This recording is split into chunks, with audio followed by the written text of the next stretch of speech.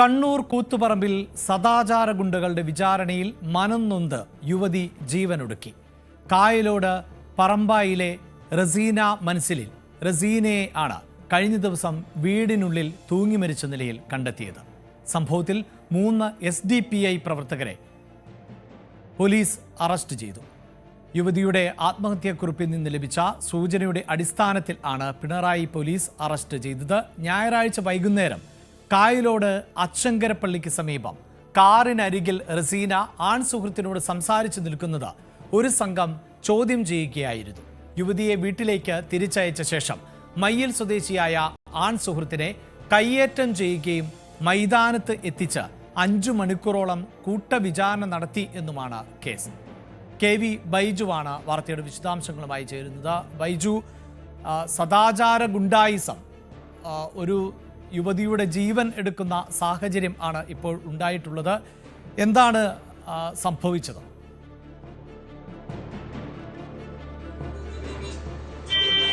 തീർച്ചയായും അഭിലാഷെ, SDPI പ്രവർത്തകരായ 3 പേരെയാണ് ഇപ്പോൾ പോലീസ് അറസ്റ്റ് ചെയ്തിരിക്കുന്നത്. അതായത് രഹ്നാസ്, മുബഷീർ, ഫൈസൽ, ഈ 3 പേരും SDPIയുടെ പ്രവർത്തകരാണ്. അതായത് സദാചാര ഗുണ്ടായിസത്തിന്റെ വിചാരണ നേരിട്ടതിനെ തുടർന്ന് ആത്മഹത്യ ചെയ്യുന്ന ഒരു അവസ്ഥയാണ് എന്തായാലും ഉണ്ടായത്. പിണറായി പോലീസ് സ്റ്റേഷൻ പരിധിയിലെ പറമ്പയിലാണ് ഈ സംഭവം ഉണ്ടായത്. എന്തായാലും ഞായറാഴ്ചയാണ് ഈ കേസിനാസ്പദമായ സംഭവം. ഈ യുവതിയും അതുപോലെ തന്നെ ആൺ സുഹൃത്തും കൂടി കാറിൽ ഇവിടെ എത്തുകയും അല്പനേരം ഈ കാറിലിരിക്കുകയും ചെയ്തതിനെ തുടർന്നാണ് ഒരു ആൾക്കൂട്ടം എത്തി ഇത്തരത്തിൽ വലിയ തോതിൽ ഇവരെ വിചാരണ ചെയ്യുകയും അതോടൊപ്പം ഈ യുവാവിനെ ഏകദേശം 5 മണിക്കൂറോളം തടഞ്ഞു വെക്കുകയും ക്രൂരമായി മർദ്ദിക്കുകയും ചെയ്തു എന്നാണ് കേസ്. ഈ സംഭവത്തിൽ യുവതി 17-ാം തീയതിയാണ് യുവതി ഇതിൽ മനംനൊന്ത് ആത്മഹത്യ ചെയ്യുന്നത്. ഈ ആത്മഹത്യാ കുറിപ്പിലാണ് ഈ കാര്യം യുവതി കൃത്യമായി പറയുന്നത്. അതായത് താൻ ആൺ സുഹൃത്തുമായി തന്റെ വീട്ടിലേക്ക് എത്തിയപ്പോൾ ഇവിടെ നിന്ന് ഒരു കൂട്ടം ആളുകൾ, അതായത് SDPIയുടെ പ്രവർത്തകരാണ്, ഇവരെല്ലാം SDPI പ്രവർത്തകരാണ്, ഇവരെ തടഞ്ഞു വെക്കുകയും മണിക്കൂറുകളോളം ഇവരെ വിചാരണ ചെയ്യുകയും പിന്നീട് യുവതിയെ പറഞ്ഞയക്കുകയുമായി ചെയ്തത്. ഈ യുവാവിനെ പിന്നീട് ഈ ഒരു ഗ്രൗണ്ടിലേക്ക് കൊണ്ടുപോയി മർദ്ദിച്ചു. അതുമാത്രമല്ല ഇയാളുടെ ടാബ്, മൊബൈൽ ഫോൺ ഉൾപ്പെടെ വാങ്ങി പരിശോധിച്ചു. ഇത്തരത്തിൽ 5 മണിക്കൂറാണ് ഈ യുവാവിനെ ഇത്തരത്തിൽ ക്രൂരമായി മർദ്ദിക്കുകയും ചോദ്യം ചെയ്യുകയും ചെയ്തത്. അതിനുശേഷം ഇതിന് സമീപത്ത് തന്നെയുള്ള SDPIയുടെ ഓഫീസിലെത്തിക്കുകയും അവിടെ നിന്നും ക്രൂരമായി മർദ്ദിക്കുന്ന സാഹചര്യം ഉണ്ടായി എന്നാണ് പറയുന്നത്. ഈ യുവതിയുടെ ആത്മഹത്യാ കുറിപ്പിൽ ഈ സംഭവം എല്ലാം പറഞ്ഞിട്ടുണ്ട്. അങ്ങനെയാണ് പോലീസ് ഇത്തരത്തിൽ 3 പേരെ ഇപ്പോൾ അറസ്റ്റ് ചെയ്തിരിക്കുന്നത്. കേസുമായി ബന്ധപ്പെട്ട് ഇനി കൂടുതൽ പേർ അറസ്റ്റിലാവാനുണ്ട്. എന്തായാലും ഈ ഇത്തരത്തിലുള്ള സദാചാര ഗുണ്ടായിസം, അതായത് ഒരു ആൺ സുഹൃത്തുമായി ഒരു യുവതി സംസാരിച്ചു, ഇതേ തുടർന്ന് വലിയ തോതിൽ ആളുകൾ സംഘടിക്കുകയും ഇവരെ തടഞ്ഞു വെക്കുകയും ഇവരെ മാനസികമായും അതുപോലെ തന്നെ ശാരീരികമായും ഉപദ്രവിക്കുകയും ചെയ്യുന്ന അല്ലെങ്കിൽ അത്തരത്തിൽ നിരന്തരം മർദ്ദിക്കുകയും ചെയ്യുന്ന ഒരു സാഹചര്യം, അതിൽ മനം നൊന്താണ് ഈ യുവതി ആത്മഹത്യ ചെയ്തതെന്ന് കൃത്യമായി ആത്മഹത്യാക്കുറിപ്പിൽ ഈ റസീന എഴുതിയിട്ടുണ്ട്. എന്തായാലും ഈ സംഭവം വലിയ തോതിലുള്ള ചർച്ചയായിരുന്നു.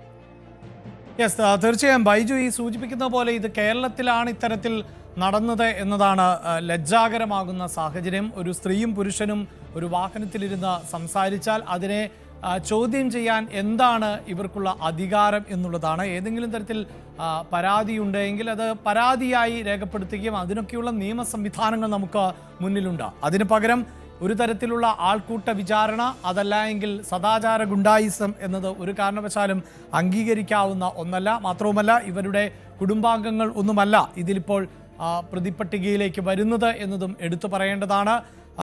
യഥാർത്ഥത്തിൽ ഈ പ്രതികളുടെ പശ്ചാത്തലം എന്താണ് എന്നാണ് മനസ്സിലാക്കാൻ സാധിക്കുന്നത് ബൈജു?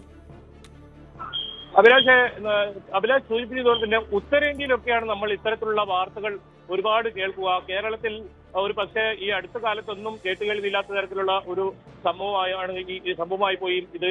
ഏതായാലും ഈ യുവതിയുടെ ഭർത്താവിന്റെ പിതാവിന്റെ പരാതിയിലാണ് പോലീസ് കേസെടുത്ത്. ഏതെങ്കിലും തരത്തിൽ യുവതിയുടെ ബന്ധുക്കളൊന്നുമല്ല. ഇത് ഈ ഒരു പ്രദേശത്തെ പ്രത്യേകിച്ച് SDPI പ്രവർത്തകർ, ഒരു കൂട്ടം SDPI പ്രവർത്തകരുടെ ഒരു നേതൃത്വത്തിലുള്ള സംഘമാണ് ഇത്തരത്തിലുള്ള പ്രവർത്തനം നടത്തിയത്. ഇപ്പോൾ അറസ്റ്റിലായിരിക്കുന്ന 3 പേരും SDPI പ്രവർത്തകർ തന്നെയാണ്.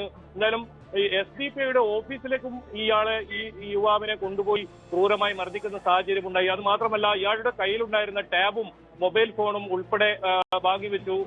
അത് പോലീസ് ഇപ്പോൾ ഇവരെ 3 പേരെ അറസ്റ്റ് ചെയ്തതിന് ശേഷമാണ് ആ ടാബും അതുപോലെ തന്നെ മൊബൈൽ ഫോണും പോലീസ് തിരിച്ചെടുത്തത്. അത് ഇവരുടെ കയ്യിൽ തന്നെയായിരുന്നു ഇത്രയും സമയം. അഭിലാഷ് സൂചിപ്പിച്ചതുപോലെ തന്നെ ഉത്തരേന്ത്യയിൽ ചിലപ്പോൾ നമ്മൾ ഇത്തരം വാർത്തകൾ കേൾക്കാം. അപൂർവം കർണാടകയിലെ മംഗളൂരുവിൽ ഉൾപ്പെടെ ഇത്തരത്തിലുള്ള വാർത്തകൾ കേൾക്കാം. പക്ഷേ കേരളത്തിൽ വളരെ അപൂർവം മാത്രം കേൾക്കുന്ന ഒരു സംഭവമാണ്. കാരണം അത് ഒരു യുവതി, ആ യുവതിയുടെ സ്വന്തം വീട്ടുമുറ്റത്ത് ഒരു ആൺസുഹൃത്തിനൊപ്പം സംസാരിച്ചു എന്ന ഒരു കുറ്റം, അതിൽ വലിയ തോതിൽ മാനസികമായി ഈ യുവതിയെ ഉപദ്രവിക്കുന്ന അല്ലെങ്കിൽ മാനസികമായി പീഡിപ്പിക്കുന്ന തരത്തിലുള്ള എത്തുക, അതിനുശേഷം യുവതിയുടെ രക്ഷിതാക്കളെ വിളിച്ചു വരുത്തുക, യുവതിയുടെ പിതാവിനെ ഉൾപ്പെടെ വീട്ടിലേക്ക് വിളിച്ചു വരുത്തുക, SDP ഓഫീസിലേക്ക് വിളിച്ചു വരുത്തുക, അത് മാത്രമല്ല ഇയാളുടെ കയ്യിലുണ്ടായിരുന്ന മൊബൈൽ ഫോണും ടാബും ഉൾപ്പെടെ പിടിച്ചു വാങ്ങുക. ഇത്തരത്തിൽ വലിയ തോതിൽ മണിക്കൂറുകളോളം നേരത്തെ സൂചിപ്പിച്ചതുപോലെ തന്നെ 5 മണിക്കൂറാണ് ഈ അതായത് ബൈജു പറയുന്നതനുസരിച്ച് അതായത് ഈ പാർട്ടി ഓഫീസിലേക്കാണോ വിളിച്ചു വരുത്തിച്ചത്? SDP പാർട്ടി ഓഫീസിലേക്ക് വിളിച്ചു വരുത്തി അങ്ങനെ പാർട്ടി കോടതിയാണോ അവിടെ കാര്യങ്ങൾ തീരുമാനിക്കുന്നത്?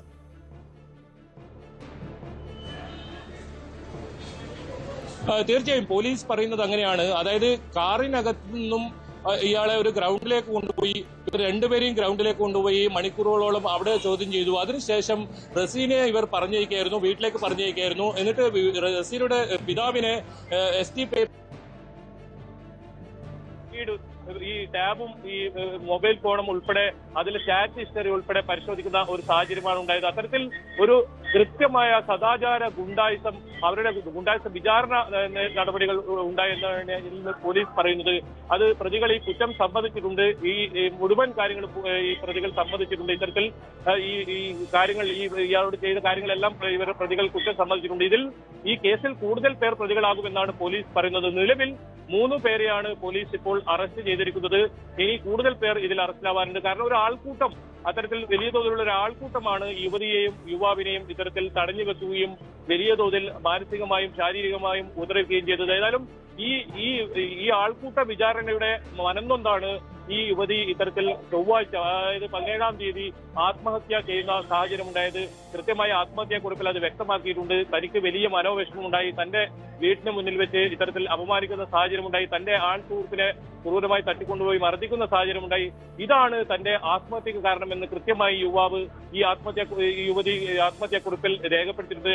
ഇതിനെ തുടർന്ന് നടത്തിയ അന്വേഷണത്തിലാണ് ഈ പ്രതികളെ പോലീസ് അറസ്റ്റ് ചെയ്തതും കൃത്യമായി പോലീസ് ഇവരെ ചോദ്യം ചെയ്യുകയും അവസാനം ഈ കുറ്റം ഇവർ സമ്മതിച്ചിട്ടുണ്ട്.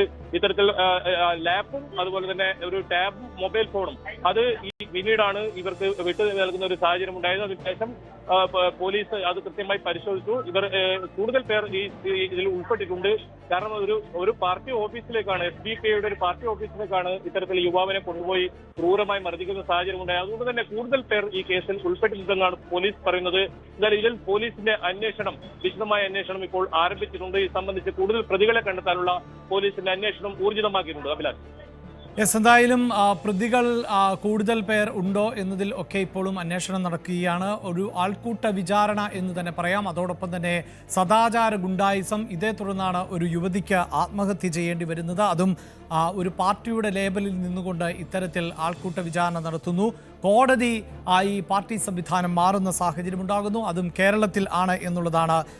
ഈ മണിക്കൂറുകളോളം യുവതിയെയും അതോടൊപ്പം ഈ യുവാവിനെയും ഒക്കെ ചോദ്യം ചെയ്യുവാനുള്ള അധികാരം ഇതാരാണ് നൽകിയത്? ഒരു തരം ആണധികാരം അവർ ഉപയോഗിക്കുന്നത് എന്തിൻ്റെ അടിസ്ഥാനത്തിലാണ് എന്നതൊക്കെയാണ് പൊതുസമൂഹം ചർച്ച ചെയ്യപ്പെടേണ്ടത്.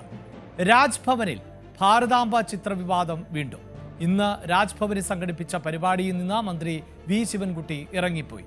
Scout and guides Raj Puraskar certificate വിതരണ ചടങ്ങാണ് മന്ത്രി ബഹിഷ്കരിച്ചത്. ഭാരതാംബയുടെ വിവാദ ചിത്രം നീക്കാത്തതിനെ തുടർന്നാണ് ചടങ്ങ് ബഹിഷ്കരിക്കാനുള്ള തീരുമാനം. ഈ വാർത്തയിലേക്ക് വരാം, അതിനു മുമ്പൊരു ഇടവേള.